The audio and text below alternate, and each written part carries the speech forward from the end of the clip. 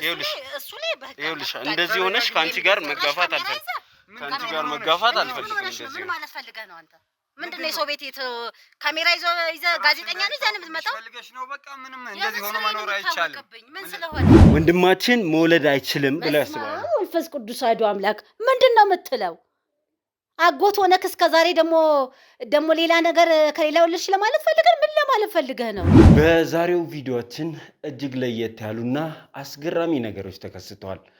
እንግዲህ ዛሬ እጅግ አስገራሚውን ፕሮግራም ወደ እናንተ ልናደርስ ነው። አላስገባም የምትል ወንጀለኛ ወንድማችን አይወልድም። ቁርጥ ባለው መልኩ ማስመርመር ይቻላል፣ ማወቅ ይቻላል ራስን። ወንድማችን መውለድ አይችልም፣ ነገር ግን ሚስቱ የሶስት ልጆች አባት አድርገዋለች የሚሉ ቤተሰቦች ደግሞ ሚስቱ ምን እንዳስነካቸው አናቅም። ሶስቴ አሁን እንግዲህ ሁለት ወልዳለች፣ ሶስተኛዋን እርጉዝ ነች ማለት ነው። ይሄ ማለት ሁሉንም ልጆች ከሱ አይደለም፣ ግን ደግሞ እሱ ተቀብሏል፣ አምኖ ተቀብሎ ነው ያለው። ወንድማችን ከመልካምነትና ከደግነቱ የተነሳ የራሱ ያልሆኑትን ልጆች በቤቱ አስቀምጦ እያሳደገ ነበር ይሉናል ባለታሪኮች። ወንድሜ በጣም መልካም ሰው ነው። ከድሮም ጀምሮ ለቤተሰቡ በጣም ብዙ የለፋና ዋጋ የከፈለ ሰው ነው እና ደግሞ ከቤተሰቡ ፍቅር እንጂ የተለየ ነገር መልካምነቱ እጅግ በጣም ይታወቃል። በቃ በአካባቢው በሙሉ ማለት ነው። ድሮ ኳስ ተጫዋች ነበረ። በጣም ጎበዝ ነው ኳስ ሲጫወት። ወንድማችን በወጣትነቱ በደረሰበት አደጋ የመውለድ ነገሩ ተስፋ የሌለው ሆኗል ይሉናል ባለታሪኮቻችን። አደጋ ደርሶበት ነበር። ትንሽ አደጋው በጣም ከፍ ያለ ነበር። ማለት ያለው ተው ስንለው አይሰማንም። አሁን እሱም አእምሮን በቃ ትክክል አይደለም። ብዙ ጊዜ ሙከራ ያለው እኔ ለምን እንግዲህ ራስን እንትን ብለህ ቤተሰቡን በእንባ ያራጨው ታሪክ ዛሬ ወደ እናንተ የሚደርሰው አስገራሚው ታሪክ ቤተሰቡን በእንባ እስከ ማራጨት ደርሶ ነበር። ከባድ ነበር በሰዓቱ። ማለት ካለው ከመልካምነቱ ልጁ ለወደፊት ትልቅ ደረጃ ይደርሳል ተብሎ ሲታሰብ የነበረ ልጅ ነበረ እና ከጀርባው የመተትና የጥንቆላ ታሪክ አለበት። አስገራሚ ታሪክ ነው የዛሬው ታሪካችን። እንግዲህ እስከ መጨረሻ ድረስ ተከታተሉንና አብራችሁን ሆናችሁ የዚህን ታሪክ መጨረሻ እዩት ለማለት እወዳለሁ። ዘላለም ዘገየ ነኝ። አብራችሁኝ እቺ ሚስቱ ማለት ነው አዋቂ ቤት እንደምትሄድ ምናምን ነው የሰፈር ሰው የሚያወራው ማለት ነው። እሱ ነገር ደግሞ በጣም እኔ በቃ ይጎዳኛል። መልካምነቱ ከሚልህ በላይ ነው። ሰው ተቸግሮ ካይ በፍጹም አያልፍም፣ ማለፍ አይፈልግም። በቃ እስከዚህ ድረስ ገራጅ ገብቶ ይሰራ ስለነበረ በጣም አሁንም በራሱ በጣም ቺፍ የሆነ መካኒክ ነው። በተፈጥሮ የሚቀበለው መልካምነት አለ። በቃ ያ መልካምነት ሁሌ ማይቀየር። ግን ደግሞ ስለ ያለበት ሁኔታ ስናነሳ እንኳን ወይ ወጥቶ ከቤት ይወጣል ካለው ከመልካምነቱ ልጁ ለወደፊት ትልቅ ደረጃ ይደርሳል ተብሎ ወይ ደግሞ ለማውራት ፍቃደኛ አይደለም፣ ወይ ደግሞ አመናጭቆን ምናምን የራሳችሁን ስራ ስሩ ብሎን ትቶን ይሄዳል። ተብናችሁ ወንድምና እናት እዚህ ያሉ። ስለዚህ እንዴት ነው ቀርባችሁ ስለዚህ ጉዳይ ልታወሩት ያልቻላችሁ? ብዙ ጊዜ ሙከራ ያለው እኔ ለምን መሰለህ ነገሩን ባውቀውም ይሄ ነገር እንዴት ነው በዚህ ኬዝ ነው እንዴ ልለው ብዙ ጊዜ ሞክሬ ይሸሸኛል። ግን አሁን ላይ ኧረ በስመ አብ ሰው በዚህ ልክ ይለወጣል? በቃ ሌላ ሰው ሆና ተለውጣለች። ወንድሜ መተት ምን አያደርግም፣ ሰተት አድርጎ ነው ወደ ቤታችን ያመጣት። በቃ ከምል በላይ ነው። እኛ ቤታችን እሷ ከገባች ጊዜ ጀምሮ ነው በሐሳብም በኑሮም በሁሉም ነገር ምስቅልቅላችን ይወጣ።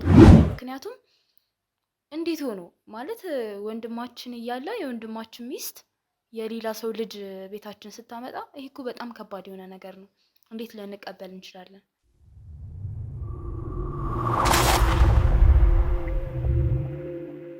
እጅግ አስገራሚና አስደናቂ ነገሮች የሚቀርቡበት ቻናል ነው ዞላ ቲዩብ።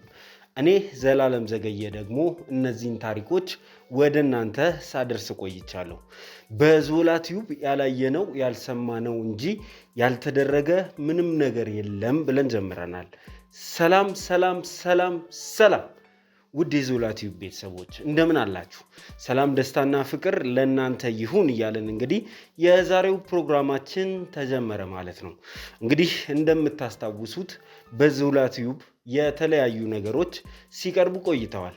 እኔ ዘላለም ዘገየ ደግሞ በነበርኩባቸው ሚዲያዎች ሁሉ ያላየነው ያልሰማነው እንጂ ያልተደረገ ምንም ነገር የለም በሚል መርህ ለናንተ እጅግ በጣም አስገራሚ ነገሮችን ሳደርስ ቆይቻለሁ። ሰው ከተፈጥሮ የወጣ ነገር ሆኖ አይተን እናውቃለን። ለምሳሌ 2 ብልት ያላትን ሴት ማስታወስ ይቻላል።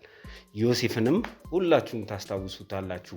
በዞላ ቲዩብ እጅግ አስገራሚ ታሪኮች እየቀረቡ ይገኛሉ። እጅግ የሚማርኩ ለማየት የሚስቡ ነገሮችም አይተናል። ሰዎች በደግነት ለሰው ልጅ እስከ ጥግ ድረስ ሄደው መልካም ነገርን ሲያደርጉ መልካም ውለታን ሲውሉ ያየንበት ቻናል ነው ዞላ ቲዩብ። ዛሬም እንግዲህ እንደተለመደው አዲስ ታሪክ ወደ እናንተ ልናደርስ መጥተናል።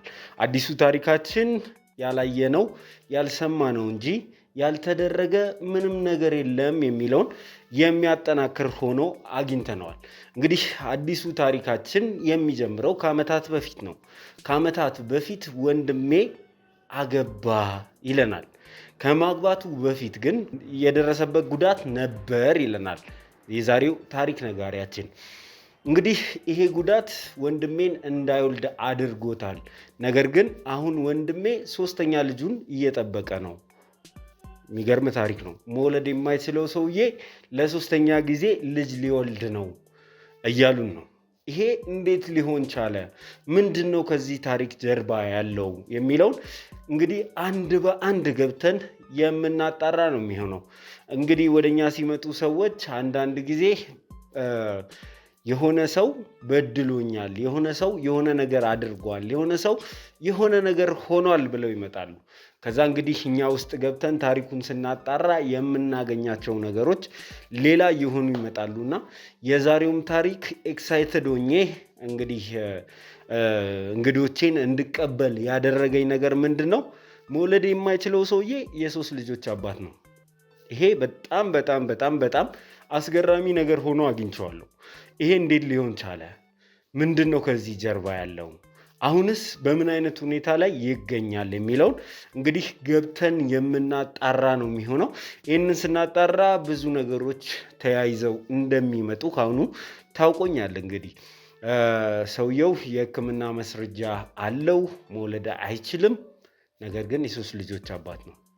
ይሄ እንዴት ሊሆን ቻለ የሚለውን እንግዲህ ከዚህ ቤተሰብ ጋር በምናደርገው ቆይታ አጣርተን የምንደርስበት ነው የሚሆነው። እጅግ በጣም ከገረሙኝ ታሪኮች ውስጥ አንዱ ነው ይሄ ታሪክ። ምክንያቱም በሕክምና አንድ ሰው መውለድ አትችልም ሲባል በቃ መውለድ አትችልም ነው። ይሄ ምን አይነት ተአምር ነው? ምን ተፈጥሮ ነው ይሄ ሰው አሁን ያለበት ደረጃ ላይ ሊደርስ የቻለው? የዛሬው ፕሮግራማችን በጣም ኤክሳይትድ ያደረገኝና ከዚህ ጀርባ ያለውን ነገር ለማወቅ የጓጓውበት ነው። በጣም በእርግጠኝነት እናንተ ተመልካቾቼም ስለዚህ ነገር ለማወቅ ጓጉታችኋል። እንግዲህ ወደዛ የምናመራ ነው የሚሆነው። ከጥቂት ደቂቃዎች በኋላ እንግዶቼ ጋር ቆይታ ማደርግ ነው የሚሆነው። ስለ ታሪኩ ብዙ ነገር እንሰማለን፣ ብዙ ነገር እንጠይቃለን። ይሄ እንዴት ሊሆን ቻለ እንላለን፣ እናጣራለን፣ ቤተሰቡ ድረስም እንጓዛለን ማለት ነው። እንግዲህ እስከ መጨረሻ ድረስ አብራችሁን ከሆናችሁ ይሄንን እጅግ ማራኪና አጓጊ ፕሮግራም ወደ እናንተ የምናደርስ ነው የሚሆነው። ይሄ ቪዲዮ ማንን ሊያስተምር እንደሚችል ለማን ሊጠቅም እንደሚችል አይታወቅም እና መጀመሪያ እንግዲህ ይሄንን ቪዲዮ ለወዳጅ ለዘመዶቻችሁ ሼር በማድረግ ጀምሩት ለማለት እወዳለሁ። ሀሳብ አስተያየታችሁን ስጡበት። ስለ ጉዳዩ እናንተ የምትሰጡት አስተያየት እሱ ላይ ተመስርተን ማድረግ ያለብንን ነገር ለማድረግ ይመቸናልና የእናንተ አስተያየት ይመራናልና አስተያየታችሁን ከመስጠት እንዳሰስቱ 2 3 4 ጊዜ ሀሳብ አስተያየታችሁን ብትሰጡ እኛ ደስ ነው የሚለን። እንግዲህ ይህንን ቪዲዮ ደግሞ ላይክ ማድረግ ግዴታ ነው። ላይክ አድርጋችሁት ጀምሩ። አዳዲስ ቤተሰቦች ካላችሁ ለዞላ ቲዩብ አዲስ የሆናችሁ እንዲሁም ደግሞ ዞላ ቲዩብን እያያችሁ እስከ ዛሬ ድረስ ሰብስክራይብ ያላረጋችሁ ሰዎች እንግዲህ የሰብስክራይብ ምልክቷን እየነካችሁ ቤተሰብ ሁኑን ለማለት እወዳለሁ። እስከ መጨረሻው ድረስ አብራችሁን ከሆናችሁ ይሄንን አስገራሚ ፕሮግራም ትከታተላላችሁ ማለት ነው። ዘላለም ዘገየ ነኝ። አብራችሁኝ ሁኑ።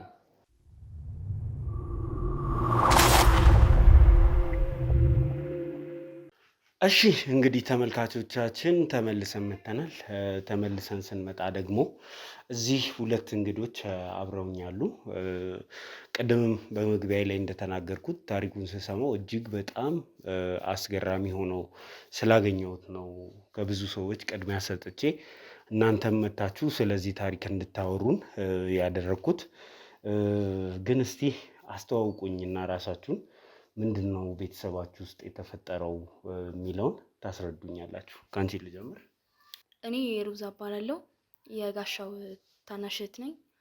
ጋሻው የሁለተኛ ታላቅ ወንድሜ ነው እና እኛ የምናውቀው በልጅነቱ በደረሰበት አደጋ ምክንያት መውለድ እንደማይችል ነው።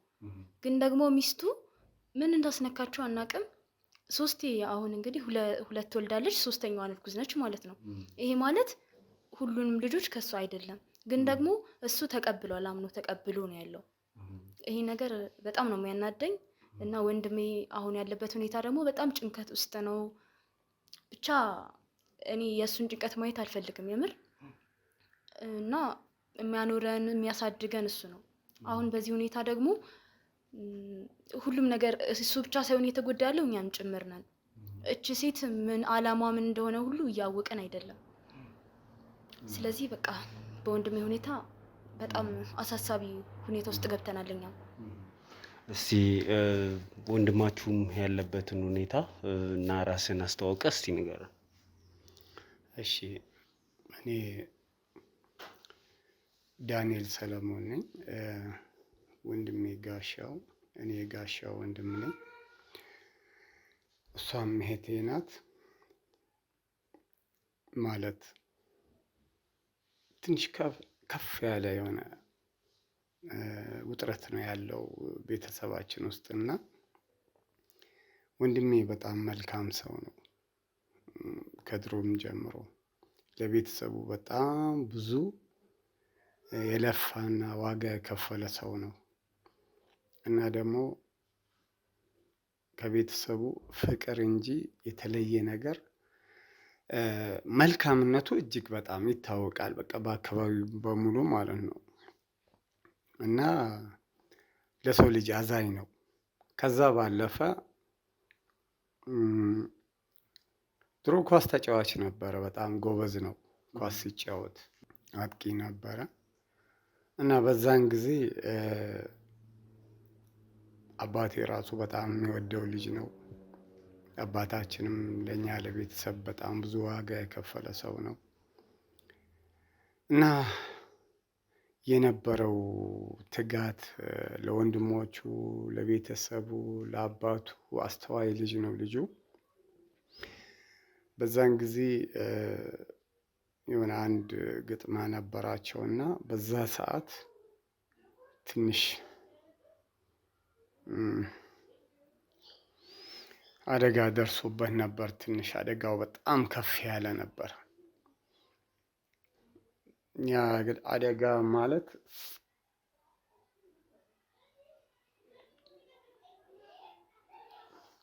አይዞህ እንግዲህ ራስን እንትን ብለህ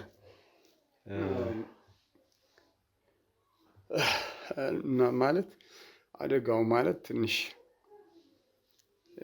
ለቤተሰቡ ወይ ለራሱ ለህይወቱ በጣም ከፍተኛ የነበረ አደጋ ነበር እና ሕክምና ተኝቶ ነበረ። ማለት አጠቃላይ 15 ቀን ራሱን ስቶ ነበር። በዚህ ውስጥ መጨረሻ ላይ ሕክምና አድርጎ ልክ ሲወጣ ዶክተሩ ያለን ምንድነው ስለ ወደፊት ህይወቱ ስንጠይቀው እና እንዴት ነው ይሻለዋል ሕክምና ክትትል ብለን እንትን ስንል አንድ ነገር አማከረን። ያው ትንሽ ጨዋታው ላይ በደረሰበት አደጋ ለወደፊት የሚያሰጋ እንትን ተፈጥሮበታል እና መውለድ አይችልም። ዘር ፍሬው ላይ ትንሽ አደጋ ደርሶበታል አለን። ከባድ ነበር በሰዓቱ ማለት ካለው ከመልካምነቱ ልጁ ለወደፊት ትልቅ ደረጃ ይደርሳል ተብሎ ሲታሰብ የነበረ ልጅ ነበረ እና ይቅርታ ትንሽ ተረጋጋና ተረጋግተን እንቀጥላለን። በዚህ አይነት ሁኔታ ሆነ መቀጠል አንችልም እና ትንሽ ይረጋጋና እስቲ ውሃ ምናምን ካሜራ እስቲ አጥፋ እንዴ።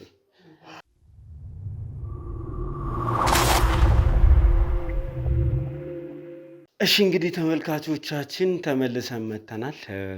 እንግዲህ ትንሽ ነገሮች ስሜታዊ እያደረጉ ስለነበር ስለ ወንድሙ ሲያወራ አቋርጠን ነበር። አሁን ግን ተመልሰን መጥተናል። ነገሮቹ ስሜታዊ ሊያደርጉ እንደሚችሉ አውቃለሁ፣ ግን ታሪኩን በደንብ እኛ ጋር እንዲደርስ ካደረግ የምንችለውን ያክል ልንረዳ እንችላለን። ከዛ ውጭ ግን ማድረግ የምንችለው ነገር ስለማይኖር ነው። ታሪኩን ተረጋግተህ አስረዳንና እንስማማለን። ለዚህ ነው። እሺ አመሰግናለሁ። አዎ በአጠቃላይ ጋሻው መውለድ እንደማይችል ተነገረን ከሆስፒታል። ይህንንም እሱ በሰዓቱ አያውቅም ነበር። እሱን እንዲያውቅ እንደውም በአብዛኛው እኔ ነኝ ከሌላ ሰው ይልቅ እኔ ነኝ በጣም የምቀርበው እና ከእሱ ጋርም አብረን ምንውል ስለነበር አረጋግቼ ያለውን ነገር ዶክተሩ ምን እንዳለ ለመንገር የበቃሁትም። ሆኖም ግን ከጊዜ ብዛት እሱም በቃ ረስቶታል እና አምኖ ተቀብሎታል እና የኖርን ያለን ጭራሽ አሁን የሶስት ልጅ አባት ነው ተባለ። እኔ ይሄ ነገር በጣም በጣም ገርሞኛል እና ነገሩ በጣም አስደናቂ ነገር ነው። ስነግሩኝም ወንድማችን የሕክምና ማስረጃ አለው፣ መውለድ እንደማይችል ያውቃል፣ ይታወቃል። የመጀመሪያ ልጁንም ከወለደ በኋላ ኢቭን ተመርምሯል። ይሄ ሁሉ ሆኖ የሶስት ልጅ አባት ሆኗል ስትሉኝ ነው ይሄንን ነገር በቶሎ ማየት አለብን ወደሚል ውሳኔ የደረስኩት። ግን እስቲ ነገርን ከስሩ ነው እና ስለ ወንድማችሁ፣ ስለ ቤተሰባችሁ፣ በአጠቃላይ ስለ አስተዳደጋችሁ፣ እሱ እንዴት አይነት ሰው ነበር፣ ቤተሰብ ውስጥ ምንድን ነበር ሚናው የሚለውን እስቲ ስለ ቤተሰቦቻችሁ በአጠቃላይ ንገሩን እና ከሱን ጀምር። እናታችን የቤት እመቤት ነበረች። አባታችን ደግሞ እንደሰማሁት እኔ በደንብ እንኳን አላውቀውም፣ ወታደር እንደነበረ ነው የሰማሁኝ። ከሀገር ሀገር ይዞር እንደነበረ። በዛ መሀል ያሳደገን እንደ አባት ሆኖ ወንድማችን ነው። አሁንም ድረስ እያኖረን ያለው እሱ ነው። በዛ ሁኔታ እሱ በደረሰበት ሁኔታ ሁሉም ሰው ያውቃል። ኢቨን እንኳን አሁን እኔ ጎረቤት ቤት ለመሄድ ከጓደኞች ጋር ለመሄድ እሳቀቃለሁ። ምክንያቱም እቺ ሚስቱ ማለት ነው አዋቂ ቤት እንደምትሄድ ምናምን ነው የሰፈር ሰው የሚያወራው ማለት ነው።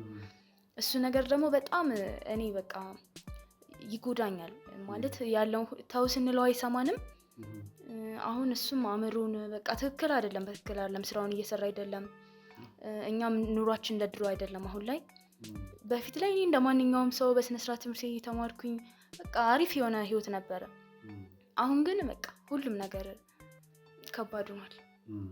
እንዴት ነበር የቤተሰቦቻችሁ ሁኔታ? እንደው እሷ ስለ አባታችን አላቅም ብዙም ብላለች እና ስለ አባት፣ ስለ እናት፣ ስለ ቤተሰቡ እስቲ በአጠቃላይ ነገር። እሺ ማለት ቤተሰባችን መልካም ቤተሰብ የነበረ ነው። ማለት አባታችን በጣም ጎበዝ ወታደር ነበረ እና ይመጣል፣ ይጠይቀናል። አብረን ኑሯችን አንድ ላይ ነው ከእናታችን ጋር። ወንድማችን እንግዲህ ታላቅ ነው። እሱ ደግሞ በበላይነት ሆኖ እኛን ያስተምረናል። ወንድማችን ይቆጣጠረን ነበረና ፍቅር ነበረን አጠቃላይ ቤተሰባችን። አባታችን ከጊዜ በኋላ ትንሽ አደጋ ጦርነቱ ላይ ስለነበረ ያው ሞት አሉን። እኛም መርዶ ተነገረን።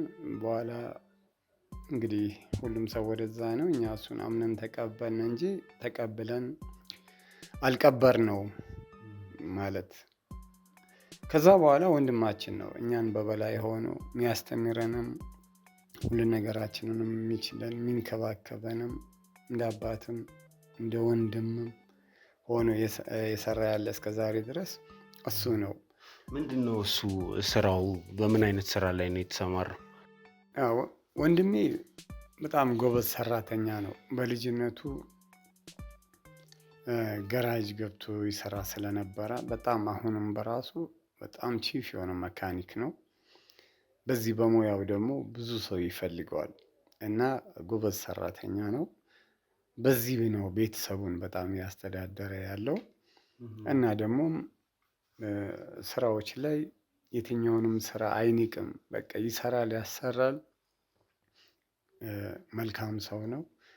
በዚህ አይነት ሁኔታ እንግዲህ ኑሯችንም ጥሩ ሁኔታ ነው። አጠቃላይ ጎበዝ ሰው ስለሆነ ብዙ ነገራቶች ለሰው ራሱ ለኔም አንዳንድ የስራ መንገዶችን ያሳየኝ ነው እና እንድንሰራ ራሳችንን እንድንቀይር ይመክረናል። አጠቃላይ ለቤተሰቡ በጣም ሟች ሰው ነው፣ ጎበዝ ሰው ነው። ጋሻው ከሚልህ በላይ መልካምነቱ በጣም ወደር የለውም።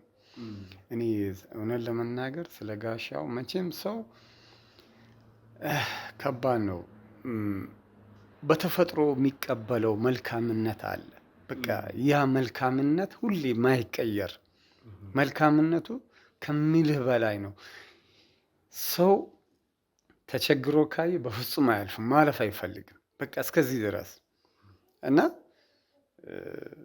እኛ እንግዲህ እስከ ዛሬ ድረስ እሱ ነው መከታ ሆኖን እና እየሰራን ያለንም ቤተሰባችን እንዲቀየር ጥረት እናደርጋለን። እንገናኛለን፣ እናወራለን፣ እንመካከራለን። ለወደፊቱ ብዙ ነገር ይመክረናል። አጠቃላይ ግን ያ ሁኔታው ነው አሁን ትንሽ ያ ገጽታው እየተቀየረ መጣ ማለት ያለው ቤት ውስጥ ትንሽ ከባድ ነው። የሚያሳልፋቸው ነገሮች መናገር አይፈልግም። እኔ ከፊቱ ነው ማነበው እና በጣም ውስጡ ላይ ተጎድቷል እና ጭንቀቶች በጣም ይታዩበታል። በማይፈልገው መንገድ ነገራቶቹ አቅጣጫ የያዙበት ነው ያለው እና ያንን ማንም ሰው ሳያውቅ በራሱ ማስተካከል ጥረት ሲያደርግ ነበረ እና ከበድ ያለ ስለሆነ ራሱን መቆጣጠር አንዳንዴ ራሱን መቆጣጠር ማይችልበት ደረጃ ይደርሳል እና በቃ ምንም ማውራት አልፈልግም ይለናል አንዳንዴ እና ራሱን መግዛት ሲፈልግ ዝም ብሎ ወጣ ብሎ ሄዶ ይመለሳል ምናምን እና ምንድነው ብዬ እኔ ቀርቤ ለመጠየቅም እሱን ለማረጋጋት ብዙ ሞከርኩኝ። ግን በጣም እንጃ ለመናገርም ለሰሚውም ከባድ የሆነ ነገር ነው ለመናገር። እንደው እንደ ወንድም ምን ያህል ነው ቅርርባችሁ? ቀርባችሁ ስለዚህ ጉዳይ አውርታችሁ ታውቃላችሁ ወይ? ወንድምሽ ለአንቺ ምን ማለት ነው በራሱ? ወንድሜ ለኔ ማለት ሁሉ ነገሬ ነው። ሁሉ ነገሬ፣ የምኮራበት፣ ምኖርበት፣ የነገ ተስፋዬ በሱ እጅ ነው ያለው። ግን ደግሞ ስለ ያለበት ሁኔታ ስናነሳ እንኳን ወይ ወጥቶ ከቤት ይወጣል ወይ ደግሞ ለማውራት ፈቃደኛ አይደለም ወይ ደግሞ አመናጭቆን ምናምን የራሳችሁን ስራ ስሩ ብሎን ትቶን ይሄዳል። ጭራሽ እንድናነሳበት ሁሉ አይፈልግም። ስለዚህ ጉዳይ እንዲነሳ አይፈልግም። ያቀኒ ይመስለኛል። ያውቃል እኮ ሁኔታውን ያውቃል። እኔ እንጃ ብቻ ግራም ያጋባ ነገር ነው። ያውቃል ሁኔታውን፣ ግን ደግሞ ስናነሳበት እንኳን ፊቱ ይቀየራል ምናምን ይናደዳል። ስለዛ በቃ ያንን ነገር ደግሞ ማየት ስለማልፈልግ ሲናደድ ማየት ስለማልፈልግ እያወቅኩኝ ሁሉንም ነገር እንዳላወቀ ሰው ሆነን እየኖር ነው። ለምን እንደ ወንድም አንተ ቀርበህ ስለዚህ ጉዳይ አልተወያየም? ምን መሰለ ይህን ጉዳይ ነው ያውቀዋለሁ። ማቀው እንዴት ነው ሕክምናው እንዴት እንደሆነ አውቃለሁ። እና ደግሞ ወንድሜ ይህንንም ስለሚያውቅ የቤቱን ገበና እኛ ምንም ወንድም እህት እንኳን ብንሆን እንዲነሳበት አይፈልግም። ማለት የቤቱን ገበና አፍኖ መናገር ከቤተሰቡ መወያየት ነው የሚፈልገው። ምስጢሩ ውጭ እንዲወጣ አይፈልግም። እናንተ ግን ቤተሰብ ናችሁ፣ ወንድም ነህ፣ እናት እዚህ ያሉ። ስለዚህ እንዴት ነው ቀርባችሁ ስለዚህ ጉዳይ ልታወሩት ያልቻላችሁት? ብዙ ጊዜ ሙከራ አድርጌያለሁ እኔ። ለምን መሰለ ነገሩን ባውቀውም ይሄ ነገር እንዴት ነው በዚህ ኬዝ ነው እንዴ ልለው ብዙ ጊዜ ሞክሬ ይሸሸኛል። በቃ መናገር ስላልፈለገ ይሸሻል። እና ለቀርቤ ላወራው ስፈልግ ደግሞ እንግዲህ ለጊዜ እናወራለን፣ በቃ ዛሬ ተወኝ ትንሽ ምናምን ይለኛል። እኔም ደግሞ እሱን ማጨናነቅ ስለማልፈልግ አልፈዋለሁ። ይሁን እንጂ ቤት ውስጥ ያለው ድባብ የበፊቱ ይሄ ተጫዋችነቱ የነበረው ሳቂታ መሆኑ ከቤተሰቡ ያለው መቀራረብና ፍቅር የበፊቱ ድባብ አይደለም። አሁን ያለው ሌላ ገጽታ ነው እና ይሄ ነገር እኔንም ያስጨንቀኛል። አልፎ ተርፎ ያው ታናሽቴን በራሱ ምን እንደሚል አላውቅም። እኛ በጣም ጭንቀት ውስጥ ነው ያለ ነው። እኔ አሁን ስጋቴ ለሰው ስለማይናገር ራሱ ላይ ሌላ ችግር እንዳይደርስ እንዳይታመም። ከዚህም በፊት አደጋ ባደረሰበት ሰዓት ሆስፒታል ገብቶ ስለነበረ ያ ስሜት አሁንም ሌላ ህመም አለው። ያ ነገር እንዳይቀሰቀስበት እሰጋለሁ እና ደግሞ ከጭንቀት አይምሮ ላይ ሌላ እክል እንዳይፈጠር በጣም ስጋት አለኝ እና ብዙ ጊዜ ላወራው ሞክሬያለሁ እና እሱ ፈቃደኛ አለመሆኑ አሳስቦኛል። እና ደግሞ አይን ያወጣ ነገር ቤታችን ውስጥ አይን ያወጡ ነገሮች ፈጣጣነት። በነገራችን ላይ አባታችን በጣም ጎበዝ እንደነበረ ነግሬሃለሁ። በመጀመሪያ እሱ ያወረሰንም አንዳንድ ነገሮች አሉ፣ ሀብቶች ምንም አሉ። በዛ ላይ ደግሞ ወንድሜ በጣም ይሰራል። እሱ ነው ማኔጅ የሚያደርገው ብዙ ነገር ራሱን የሚያሳድገው የነበረውን ያንን ጨምሮ ያሳደገው እሱ ነው። ይህን ነገር ታርጌት በማድረግ ይህ ሀብት ንብረት ከኛ እጅ እንዲወጣ ሆነ ተብሎ የተሰራ ያለ ሴራ ነው። አሁን በጣም ከፍተኛ ደረጃ ላይ ያደረሰ። እሱም ደግሞ ይህን ነገር ስለሚያውቅ ባለቤቱንም መውቀስ አይፈልግም። ማለት ከእሷ ጋርም መጨቃጨቅ እሷንም እንትን ማለት አይፈልግም። ለእኛም መንገር አይፈልግም። እና ግን እኛ እንዴ እዚህ ያለ ሶስት ልጅ እኮ ነው። ለአንዱ ጉድ እያልን ነበር። ግን አንዱ ሲወለድ ይሁን ሌላ ልጅ ከውጭ ከምናመጣ የሌላ ሰው ልጅ ከምናሳድግ የቤታችን ነው። እሺ ይሁን ግድ የለም። እሷም ምናልባት መውለድ ትፈልግ ይሆናል በሚል ከየት ምንጣ በቃ ብለን ነው አፋችን ያዝነው። ሁለት ተደገም። እሱንም በቃ አይ እንዴት የሚለው ነገር ግን በቃ መናገር አልፈለግንም። እንለፈው ችግር የለውም በሚል አሁን ግን ሶስተኛ ልጅ ሲደገም ይህ ነገር ማብቂያው የት ነው? እንዴት ነውስ ያለው ነገር እንዴት ሊሆን ይችላል? ይሄ ከባድ ነው፣ በጣም ከባድ ነው። እስቲ ወደኋላ ልመልሳችሁና ወንድማችሁና ባለቤቱ የትና በምን አይነት ሁኔታ ተዋወቁ? እኔ ወንድሜ እንደነገረኝ ከሆነ የወንድሜ ጋራዥ ቤት አካባቢ ቡና ትሰራ ነበረ እና በዛ ሰዓት ላይ ቡና ተወስድለት ነበረ ስራ ቦታው ድረስ። በዛ እያሉ ተተዋወቁና ያው እዚህ ድረስ ደርሰዋል ማለት ነው።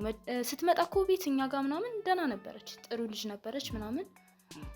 ግን አሁን ላይ ኧረ በስመ አብ ሰው በዚህ ልክ ይለወጣል? በቃ ሌላ ሰው ሆና ተለውጣለች።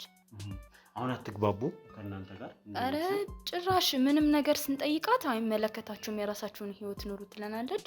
ጭራሽ እንኳን እኔ እንደውም ከቤት እንደወጣ የምትፈልገው ከቤት እኔን ለማስወጣት ለወንድሜ ብዙ ነገር ትለዋለች። ትምህርት እንዳቆም ከቤት እንደወጣ እና መጥፎ ነገሮችን እንደማደርግ ምናምን ተነግረዋለች። ከእሱ ጋር ራሱ ለማጋጨት ትሞክራለች። እንኳንስ እኛን ሰላም ልትሰጠን ይቅርና ማለት ነው። እናቴንም በዛው ልክ እናቴንም በቃ በጣም ነው እንደ እናት አይደለም የምታከብራት። ብዙ ነገሮች ነው በቃ ያበላሸችው።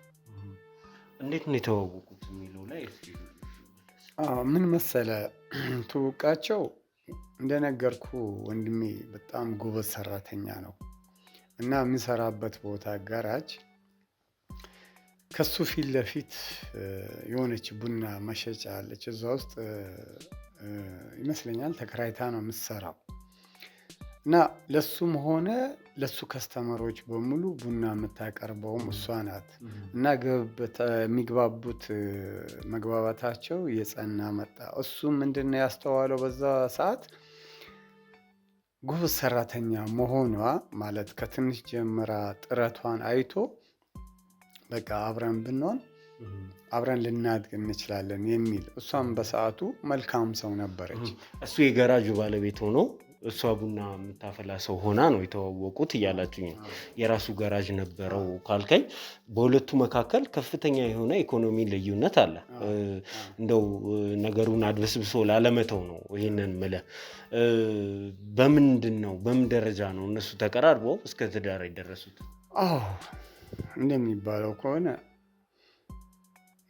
በጣም ከባድ ሰው እንደሆነች እና የእሷ ድርጊቷ እንደውም ሌላ እንደሆነ ነው። እኛ ይህን መረጃ የሰማነው ያለ ነው አሁን በቅርብ ነው እና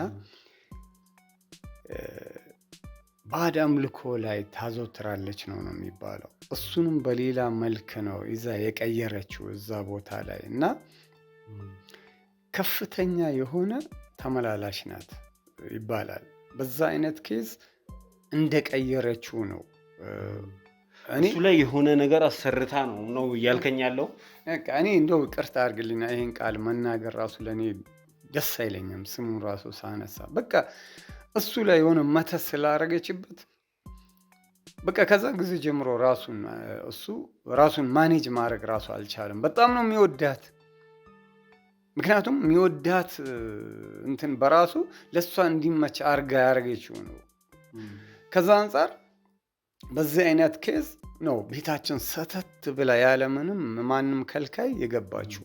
እንደው ጋሻው ከሷ በፊት የፍቅር ግንኙነት አልነበረውም ወይ?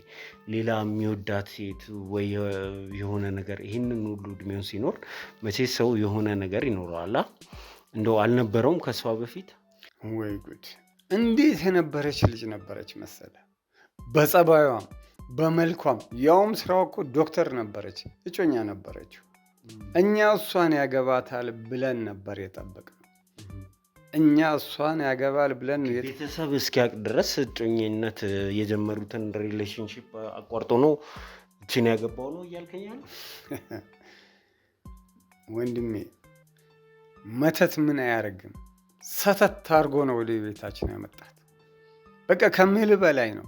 እኛ ቤታችን እሷ ከገባች ጊዜ ጀምሮ ነው በሀሳብም በኑሮም በሁሉም ነገር ምስቅልቅላችን የወጣው።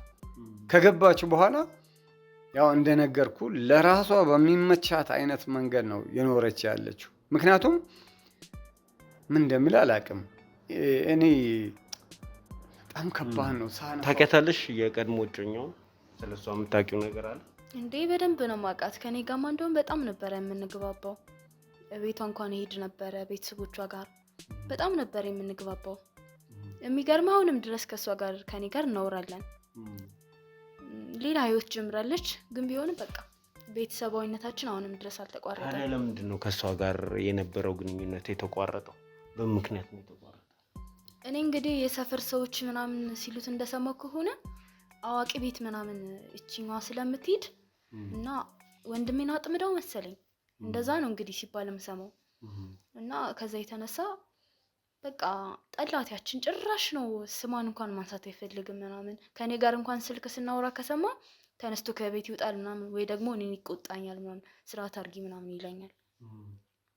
እዚህ ድረስ ነው። እሺ ስለ ልጆቹ ንገሩኝ እስኪ።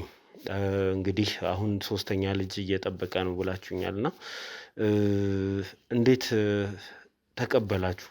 የመጀመሪያ ነገር እያወቀ እሱ እንዴት ተቀበለ ልጆቹ? እሱማ ተቀብለዋል። ልክ እንደ ልጅ ነው የተንከባከባቸው ያለው። እኛ ግን አንቀበልም። ምክንያቱም እንዴት ሆኖ ማለት ወንድማችን እያለ የወንድማችን ሚስት የሌላ ሰው ልጅ ቤታችን ስታመጣ ይሄ እኮ በጣም ከባድ የሆነ ነገር ነው። እንዴት ልንቀበል እንችላለን? የመጀመሪያውን እሺ ይሁን ምናልባት ከሷ መውለድ ፍላጎት የተነሳ ነው ብለን እንደ ማንኛውም ልጅ ተቀብለን ምናምን እያሳደገን ነበረ። ደገመች። አሁን ደግሞ 3ኛ እርጉዝ ነች። እንዴት ተቀበላችሁ እናንተ ራሱ? ምን መሰለ፣ አንድን ሰው ስትወደው ከነ ምናምኑ ነው። እኛ ወንድማችንን ስለምንወደው ለሱ ስንል ሁሉም ነገር እንችላለን። በዛ አይነት ኬዝ እሱም ያው እንደነገርኩ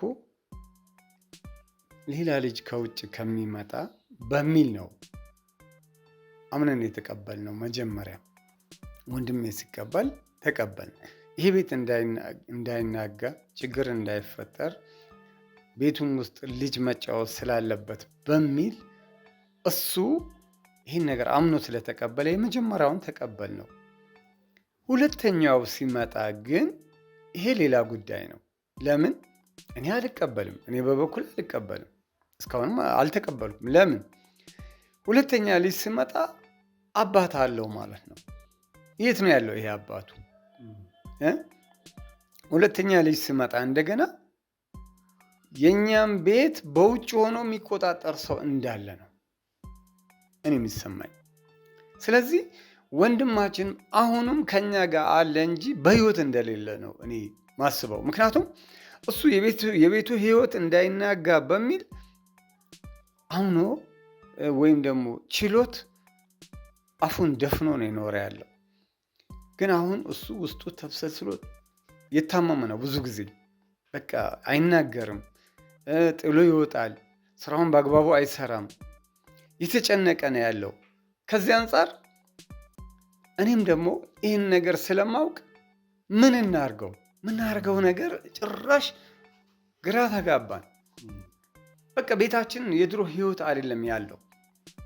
በዚህ አይነት ሁኔታ 3ኛ ልጅ ሲመጣ እንግዲያውስ ምን ማድረግ ይኖርብናል? የእውነት ነው የሚለው። አሁንም ጋሻው ጋር ሆነን መነጋገር አንችልም።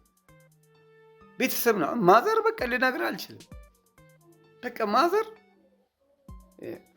በቃ በዛ ላይ እድሜም አለ።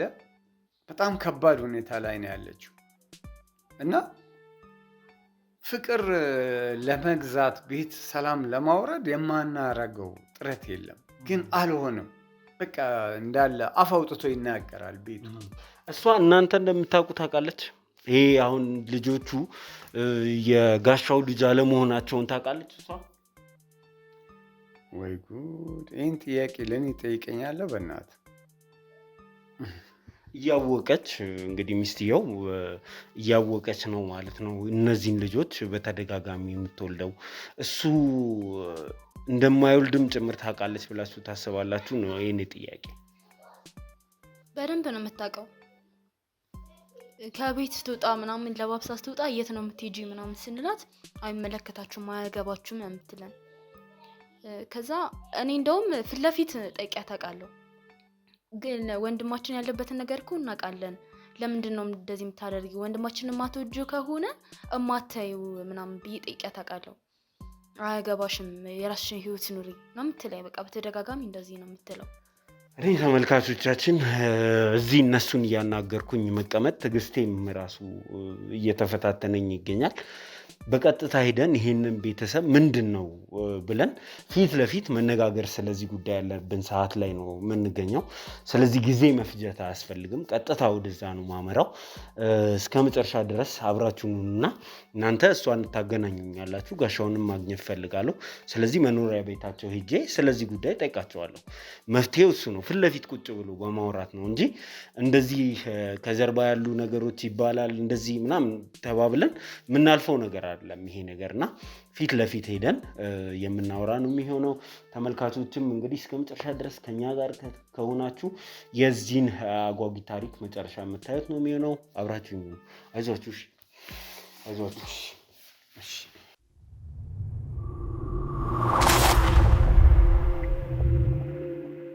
እሺ እንግዲህ ተመልካቾቻችን ተመልሰን መተናል። እንግዲህ ተመልሰን ስንመጣ የወንድማቸው መኖሪያ ቤት ደርሰናል። እዚህ እንግዲህ ወንድማቸው እዚህ ነው የሚኖረው ብለውኝ እስከዚህ ድረስ አብረን መተናል። እንግዲህ ማንኳኳት ትችላለህ፣ መግባት እንትን ብለህ ከሆነ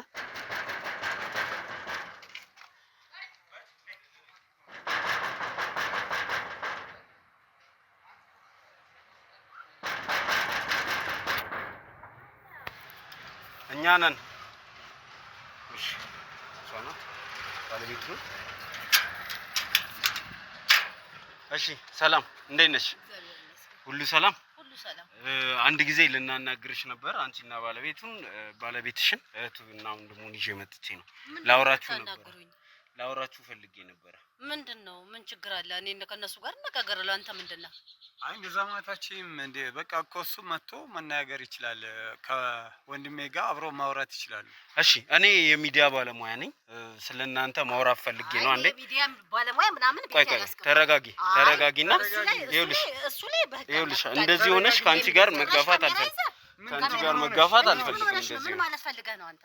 ምንድነው? የሰው ቤት ካሜራ ይዘህ ጋዜጠኛ ነው ይዘህ የምትመጣው? ፈልገሽ ነው? በቃ ምንም እንደዚህ ሆኖ መኖር አይቻልም። ምን ስለሆነ ምንድነው? ከኔ ጋር ችግር አለበት እንዴ? የኔ እህት እንደዚህ ሆኖ መኖር አይቻልም። ሁሉም ነገር መታወቅ ካለበት መታወቅ አለበት። ምንድነው የሚታወቀው? አንዴ አንተ ዞር በልና እኔ ላናግራት። ተረጋጊና አናግሪኝ። አናግሪኝ፣ ዞር በል። እንትኑም ካሜራውም ከሆነ እንትን ይላል። እስከ መቼ? ይኸውልሽ አንቺን ገብተን አንዴ ማናገር ፈልገን ነው። ችግር የለውም። ባለቤትሽን በሌለበት ጥቂት ደቂቃ ስለተዳራችሁ እነሱ በጣም ያሳሰባቸው ነገር አለ። እሱን እንድንነጋገር ነው እዚህ ድረስ የመጣው። ያሳስባቸው ምንድነው? ለምንድነው ማታስገቢን? አንቺ ምን ችግር አለ? አስገቢኝ በቃ። እንዴ ቤተሰብ አይደለም? ቤተሰብ ከሆንክ ትገባለህ። ካሜራ ይዘህ ጋዜጠኛ ይዘህ ነው የምትገባው። በቃ ብለህ ዞር በል። ጋዜጠኛ አይገባም፣ እሱም አይገባም። እናንተ መግባት ትችላላችሁ። ምን ችግር አለ? ለምን ችግር የለውም። ምንድነው የሰው ቤት የሰው ትዳር የምትበጣበጡት? ያለበትን ሁኔታ መታወቅ ስለሚያስፈልግ እኛ ጋዜጠኛ ይዘን የመጣ ነው። በቃ አጠቃላይ መታወቅ ስላለበት ነው። ምኑ ነው የሚታወቀው? ወንድሜ ያለበትን ሁኔታ ኧረ በእናትህ ከአንተ የሰው ቤት የሰው ትዳር እንደዚህ ሆነሽ እኔ ከአንቺ ጋር መገፋፋትም መነካካትም አልፈልግም። ይኸውልሽ ስለዚህ ምን እናደርጋለን መሰለሽ? ወንድማቸውን ልናወራ ነው የመጣ ነው። አንቺ አላወራም አልፈልግም፣ ጋዜጠኛ እንዲያዋራኝ አልፈልግም የምትይ ከሆነ አንቺን አናወራም፣ ግን ወንድማቸውን የማውራት መብት አላቸው አይደል? የማውራት መብት አላቸው። እናንተ ግን አትገቡ ማለት ነው። ዝም በልና መግባት እንችላለን። ምንድነው? እንደዚህ ሆነ ትችላላችሁ፣ አልከለከልኳችሁም። ግን ጋዜጠኛው የካሜራማን ግቢ ውስጥ አይገባም። ለምንድነው? ለወሬ ነው እንዴ? ምንድነው የሚያስፈራኝ? ምንድነው የሚያስፈራኝ? ገባኝ። ችግር ከሌለብሽ ምን አስፈራሽ? ይግቡ በቃ። ምን ችግር አለ? አይገቡ። ቆይ ወንድሜ ላናግርህ እስቲ። እናንተ ዞር በሉልኝ። እሺ ምንድነው? አይ ምን ችግር የለውም እኮ እነሱ ባሉበት ማውራት እንችላለን። ይኸውልሽ ትንሽ ሰዓት አውርተን እንወጣለን። ትንሽ ሰዓት አይሆንም። ጋዜጠኛ አይገባም። እነሱ መግባት ይችላሉ። ወንድማችሁ ነው፣ ግቡ፣ ጠይቁት፣ አናግሩት። እኔ ማን ከለከላችሁ? ማን ከለከለ? በሩን ዘጋውባችሁ እንዴ? ሄዳችሁ ጋዜጠኛ ይዛችሁ የመጣችሁ እንዴት? ቤት ታፍኖ ነው የተቀመጠው? በቃ ማለት ይቻላል። ራሱን አያውቁም እኮ ይሄ ሰውዬ። በጣም ያለበት ሁኔታ ጥሩ አይደለም። ሰፈርም ሰውም እኛን እያየን ሌላ ነገር እየመሰለው። ስለዚህ አስገቢንና እናውራ። እኔ አላስገባህም። አንተን ላናግርህ ከፈለክ ለብቻ ከነሱ ወደዛ ሄዱልኝ። በቃ ወንድሜን ማናገር ይፈልጋል። አብረን ማውራት እንችላለን። እናንተ መግባት ትችላላችሁ አልኩ እኮ፣ አልከለከልኳችሁም። እሱ መግባት አለበት። በቃ ምንድነው የሚሰራው? ምንድነው?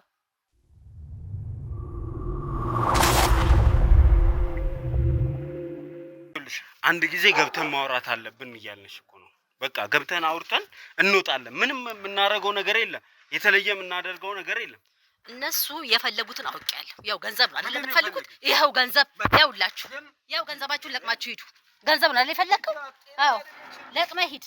እስከመቼ አንቺ በገንዘብ እኛ እንደሌለሽ እንትን ትኛለሽ? ያዝ ገንዘብሽን ያዢ። እኛ መታወቅ ያለበት መታወቅ። እኔ እና አንቺ እናውራ። ቆይ አንተ ውጭ ችግር የለውም፣ ችግር የለውም። እኔ እሷን ብቻ ላዋራት።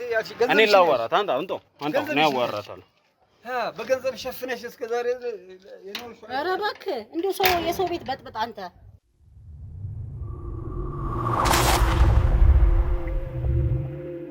እንግዲህ ተመልካቾቻችን በመጨረሻም እንግዲህ ወይዘሮ ስንዱ ፈቃደኛ ሆነው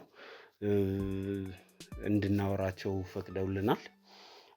ቅድም እንደነገርኩት ምንም አይነት ኢንቴንሽን የለንም። አንዳንድ ነገሮች ስለ ትዳራችሁ ስላሉት ነገሮች ለማውራት እንጂ ማንንም ለመጉዳት ወይ የተለየ ነገር ፈልገን አይደለም እዚህ ድረስ የመጣ ነውና እንግዲህ ከቤተሰቦቹ ጋር ያላችሁን ችግር አላውቅም። ለመሆኑ ምንድነው ችግሩ? ወንድምና እህት ቤት ሲመጣ እንግዲህ ዘመዶቹ ናቸው። እነዚህን ሰዎች ተቀብሎ ግቡ ብሎ ማስገባት ማስተናገድ ምንድነው ችግሩ? እኔ ከባለቤቴ ጋር ስንኖር እስከዛሬ ምንም አይነት ችግር የለብንም። በሰላም ነው የምንኖረው፣ ተከባብረን በሰላም ነው የምንኖረው። ከደሱ ጋር ምንም አይነት ጸብ የለኝም። ምንም አይነት ነገር ችግር የለብንም። እንዲሁ የሰው ስም ማጥፋት የባል ዘመድ ታውቂያለሽ፣ የሰው ስም ማጥፋት ይወዳል ነው እንጂ እኔ በሰላም እየኖርን ነው አብረን። ይመጣሉ። አላስገባም ማለት እዚህ አትድረሱ ማለት አትገቡም ያልኩበት ምክንያት እነሱን እኮ ግቡ ብያለሁ፣ ፈቅጄላቸዋለሁ። የወንድማቸው ቤት አትግቡ ብዬ እኮ አላልኩም። ግን አንተና ካሜራማኑን ሳይ ጋዜጠኛ ለምንድን ነው የመጣው ነው ጥያቄ እንጂ እኔ ወንድምና እህትን አለያይተህ ትኖራለህ እንዴ? አይሆንም። ይሄ የማይሆን ነገር ነው። ደግሞ በሰላሙ ጊዜ አብረን በሰላም ነው የምንኖረው። ከኔ ላይ ምን እንደሆነ ችግራቸው እኔ አላውቅም። አይ ገንዘብ እስከ መወራወር ድረስ የሚያደርስ እናንተ ለገንዘብ ነው የምትመጡት፣ ለገንዘቡ ነው የምትፈልጉት እዚህ ድረስ የሚያደርስ ነገር ምን አለ በመካከላችሁ ነው? በቃ እሱ ነው ቤተሰቡን የሚረዳው፣ ቤተሰቡን የሚያስተዳድረው እሱ ነው፣ የነሱ ነው ማለት ነው። ወንድምየውን እየሰራም ሁሌ ችግር ነው የሚያወራው። እየሰራም በቃ እንደ ችግር ለምዷላ። በቃ ገንዘብ መውሰድ ስለለመደ በቃ ሁሌ ችግር ነው የሚያወራው ለቤት ለራሱ ማለት ነው። እሷ እንኳን ያው ተማሪም ናት። በትክክል የሚያስፈልገው ሁሉ እኔም ራሴ እያሰብኩ እያደረግን ነው ያለ ነው። ግን እሱ በቃ አይደለ የቆጥ የባጡን እንትን እያለ እኔም እኮ የልጆች እናት ነኝ፣ የቤተሰብ ማስተዳደር አለ። እኔ አትርዳቸው ብዬ ያልኩት ነገር የለም። ጠዋት መጥቶ ገንዘብ፣ ማታ መጥቶ ገንዘብ ራሱን አይችልም እንዴ? እስከ መቼ ድረስ ነው ገንዘብ እያለ ወንድምየውን የሚጠይቀው? እኔ እሱንም እኮ እንትን አላልኩኝም። ታሞ ነበር አንድ ሰሞን መጥተው ጠይቀው በልተው ጠጥተው ተጫውተው ነው የሄዱት። እንግዲህ መጡ ብዬ ቡና አፍልቼ ጠብር ግፍ ብዬ ነው። አሁን ገንዘብ እስከ ማወራወር ይደርሳል ወይ ነው የኔ ጥያቄ። ምን ላድርግ? ጋዜጠኛ ይዞ ሲመጣ ምን ልበል ታዲያ? ምን ልበል ታዲያ? በገንዘብ ነው ገዝቶ እናንተን የሚያመጣው ብዬ ነው የምለው። እኔ እንትን የምለው ምንድነው እሱ ጋዜጠኛ ይዞ መምጣት? እኔ አትግባ ወንድምን አትጠይቅ አትምጣ ብዬ አላልኩትም። ምንድነው ጋዜጠኛ ይዞ መምጣት? ምንድነው ችግሩ? ራሱ ችግሩን ነግሮ ከሆነ ብትነግረኝ ደስ ይለኛል። እኔ ምንድነው ከኔ ጋር ነው ወንድምየው ጋር። ባለቤትሽን ማግኘት ፈልገን ነበር፣ ገብታችሁ ጠይቁትም ስትይ ነበር። አሁን ደግሞ የለም ባለቤትሽ። እሱ ማግኘት ነበር ፍላጎታችን። የት ሄዶ ነው? እኔ አላውቅም። ቀደም እንግዲህ ነበረ ወደ ሱቅ ነገር ወጣ ብሎ ነበረ። ተመልሶ ሊመጣ ይችላል ወይ ጠብቁት። እሺ ስለ አንቺ ነው ለምሳሌ እንደው የለም ብዬ ብል እያለ እንኳን ባይኖር እንኳን እያለም የለም ብትል ኖሮም የለም ብትል ሌላ ነገር ነው የሚመስለው። ገብቶ ቢያዩ አይሻልም? ገብታችሁ ነው እኮ ያልኩት። በቃ ግቡና ጠይቁት ነው ያልኩት። ለምን ከበር ላይ አባረረችን የለም ብላ እንዲያለ ለምን ስም ማጥፋት ነው? ግንኙነታችሁ እንደዚህ ያሻከረው? አሁን አንቺም ስትናገሪኝ እነሱን እንደ አጥፊ እንደ ክፉ ተመላልሰው መተው ገንዘብ እንደሚጠይቅ ሰው ነው እየነገርሽኝ ያለሽው። ስለዚህ ምንድነው በእናንተ መካከል እንደዚህ አይነት ክፍተት የፈጠረው ምንድነው? በቃ እኔን ጥላቻ ነው። በቃ እኔ ለምን በፊት ጓደኛ አለችው ይባል ነበር እንግዲህ እሷን ማግባት ነበረበት መሰለኝ። እኔ እንደምረዳው በቃ እያደረ ጥምድ አድርገው ይዙኛል። እኔ ምን እንደሆነ ችግራቸው ሊገባኝ አልቻለም። እንግዲህ እናንተ ተዋልዳችኋል። እነሱ እንደ ቤተሰብ ልጆችሽን ተቀብለው አንዴ ተዛምደው አክስትና አጎት ነው የሚሆኑት እነሱ። ስለዚህ በእናንተ መካከል መራራቅ መፈጠሩ ልክ ነው ብለሽ ታስቢያለሽ? እኔ አላውቅም። ይሄማ መፈጠር የለበትም። እኔ ምንድነው ችግሩ? እኔ ለራሴ እኮ ምንድነው ከሌላ ያላቸው ችግር? ወይ ግልጽ እኮ የሚነግሩት ነገር የለም። በቃ የሆነ እህትየውም ትገላመጣለች፣ ወንድምየውም እንደምታየው አንቺ ከምንድነሽ አንቺ ምንድነሽ ይለኛል። እኔ ምን እንደሆንኩኝ እኔ ሊገባኝ አልቻለም። እኔ እኮ የቆማጣ ዘር የለብኝም። እኔ እኮ በቃ እንደ ማንኛውም ሰው ሆኜ የተፈጠርኩ ሰው ነኝ። ሀብት ባይኖረኝም እንደ ማንኛውም ሰው ነኝ። ድሮም ለፍቼ ነበረ የምሰራው። አሁንም ልጆች ይዘውኝ ነው እንጂ እየሰራውኝ ነበረ። አዎ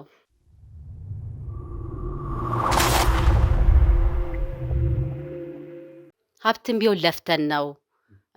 በእርግጥ ገራጅ አለው፣ ይሰራል፣ ይጠጣል፣ ምን ይላል። ግፊቱን ሁሉ ራሱ የሚቆጣጠር ሰው አይደለም። ያ ሁሉ እንደውም ትዳር ከያዘ በኋላ ብዙ ነገር የተስተካከለ በእኔ ነው። አንድ ብሯንም ቢሆን ስርዓት እያስያዝኩ እንዲህ ቢሆን እንዲህ ነው። ልጆቹ ይግቡና እነሱ በፍጹም መግባት የለባቸውም። ምንድን ነው የሚሰሩልን? ምንድን ነው ከኔ ምንድን ነው ችግራቸው? ጋዜጠኛ ሲያመጡበት ምክንያት ምንድን ነው እኮ? አሁን አንቺ የምትዩን ነገር እነሱን ቁጭ ብለው ስለዚህ ጉዳይ ብንነጋገር ይከብድሻል አንቺ? አሁን የሀብቱ ምንጭ ነኝ፣ አብሬ ሰርቼ ነው ለፍቼ ነው። አብሬ ለፍቼ ነው። እሱ ራሱ መናገር ይችላል። እኔ ምን እንደነበረና ምን እንደሆነ እሱ ራሱ ያውቀዋል። እውነት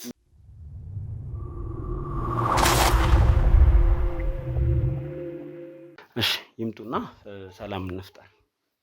ለማንኛውም እህትዮ እዚህ እንዳትደርስ እንዳጋባዚ ምላሷንም የሚችል ሰው የለም። ምን ችግር አለው? እሷም ትምጣና ወንድምየው ይግባና እንነጋገር። ከህፃን ጋር እኔ አላወራም። እሺ እሱን ብቻ አስገባልን፣ ችግር የለውም። ልጅቱ እዛ ግቢ በር ላይ ትጠብቀን፣ ችግር የለውም። አስገቡልኝ።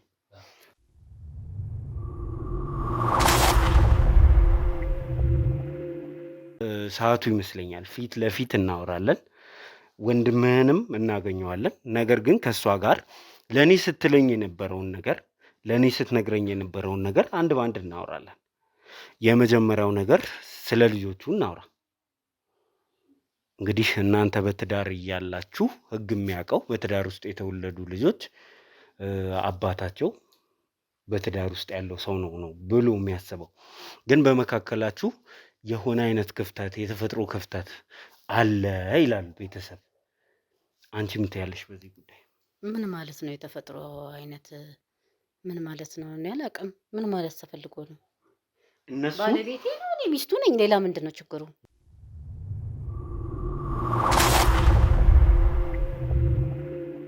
እነሱ የወንድማችን ልጆች አይደሉም። ልጆቹ ወንድማችን መውለድ አይችልም ብለው ያስባሉ። መንፈስ ቅዱስ አሐዱ አምላክ ምንድን ነው የምትለው? አጎት ሆነክ እስከ ዛሬ ደግሞ ሌላ ነገር ከሌላ ወለድሽ ለማለት ፈልገህ ምን ለማለት ፈልገህ ነው? አሸፋፊኝ። እንዴት ምንድን ነው የሚሸፋፈን ነገር? ምን ማለት ነው? ይህን ነገር እኔ ዛሬ አይደለም ድሮ አውቀዋለሁ።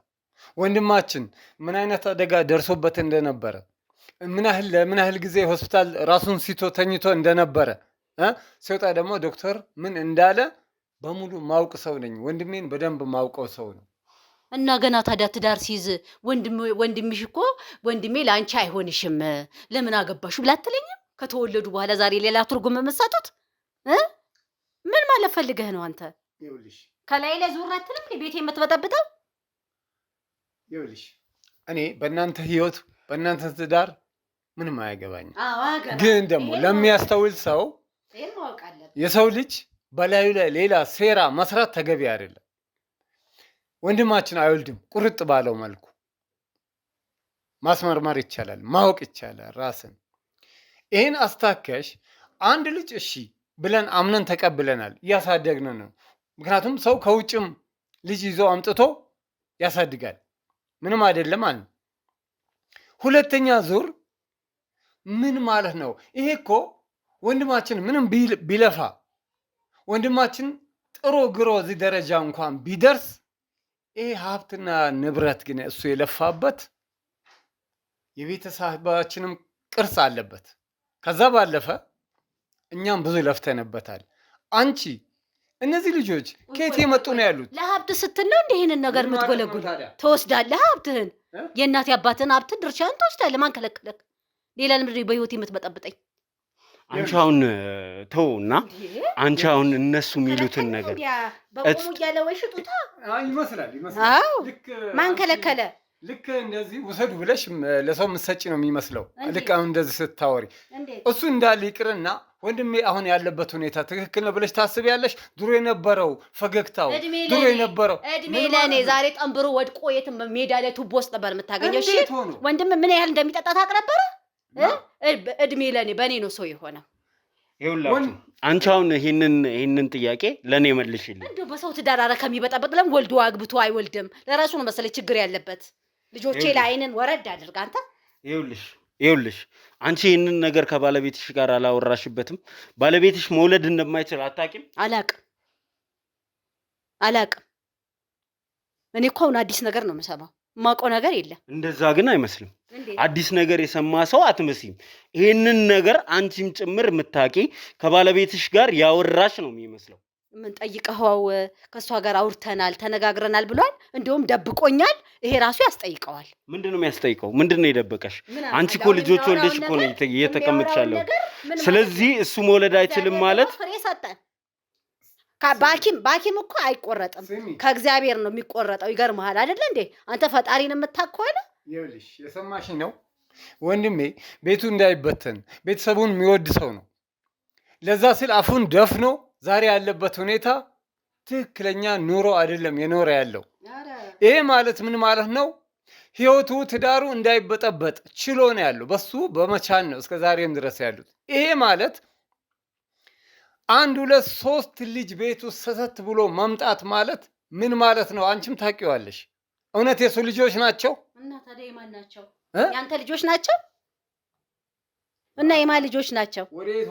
እና ታዲያ ምን ልበል ታዲያ? የሰው ስም ለማጥፋት ጋዜጠኛ ድረስ እሱማ ሌላ አባታቸው ቢፈለግ ነው የሚሻለው። ወደ እኔ አትምጭ። ይኸውልሽ አሁን ሌላ ክርክር ውስጥ እንድንገባ አልፈልግም። ስለዚህ ጉዳይ ታውቂያለሽ ወይ? ከባለቤትሽ ጋርስ በምን ተስማምታችሁ ነው? ይሄንን ነው ማወቅ የምፈልገው። ምክንያቱም ለአንቺ ነገሩ አዲስ እንዳልሆነ ያስታውቃል። ይሄ ሰው መውለድ እንደማይችል እንደምታውቂ ያስታውቃል። እንዴት? አብረን እየተኛን አብረን እየኖርን እንዴት ነው የማውቀው? ሰው ሳይነግርህ ምን የምታውቀው ነገር አለ? ተፈጥሯዊ ነገር ያለው ሰው ነው እንግዲህ። ምን ላድርግ? ምንድን ነው እኔ የማውቀው ነገር? ይቅርታ አድርግልኝ። ይሄ ነገር ትክክል የእሱ ልጆቹ ከሆኑ አዎ ህይወታችሁን የበጠበጥኳቸው ያለሁት እኔ ነኝ ስተተኛ። ግን አይደለም አውቆ የተኛን ቢቀሰቅሱት አይሰማም ይባላል። አንቺ ምን አለ ትክክለኛውን ነገር እንዴ ለሱ የምታስብለት ከሆነ ቢያንስ እንኳን ነግረሽው ብታግባቢው። ወንድሜ እምቢ የሚል ሰው አይደለም። ምን ብዬ ነው የምነግረው? ነው የማግባባው። አብረን እየኖርን እኮ ነው። እንደሆነ ተናገሪ። በመጀመሪያ ደረጃ ተናገሪ። ለልጆቹ ሌላ አባት አስቀምጠህላቸዋል? እስቲ ቀርጸህ ያስቀመጥከው ነገር ካለ አምጣ። እንግዲህ እኔ ባለቤቴ ወንድምህ ነው፣ የማውቀው ነገር የለኝም ሌላ።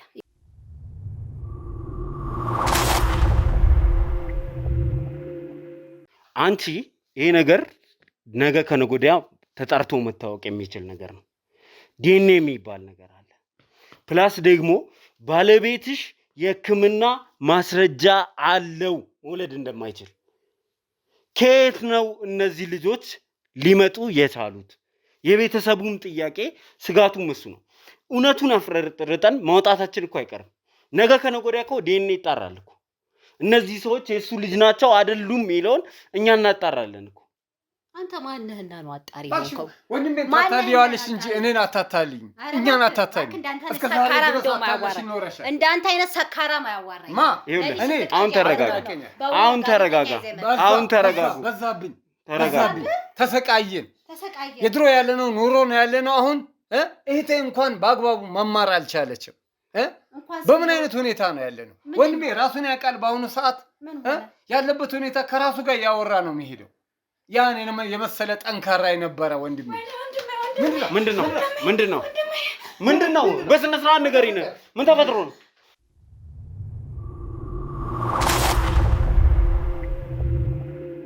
ምንድን ነው ንገሪኝ። ምንድን ነው?